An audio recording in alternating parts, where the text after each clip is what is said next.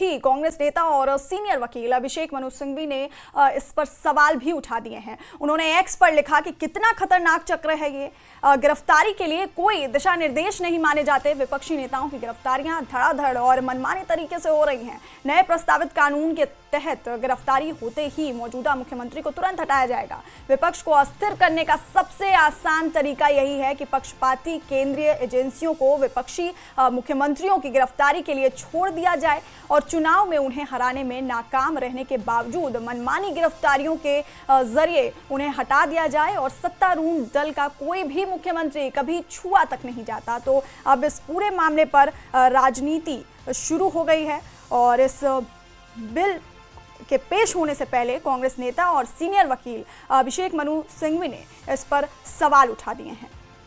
उन्होंने x post पर लिखा कि ये कितना खतरनाक चक्र है, गिरफ्तारी के लिए कोई दिशा निर्देश नहीं माने जाते और विपक्षी नेताओं की गिरफ्तारियां धड़ाधड़ और मनमाने तरीके से हो रही हैं।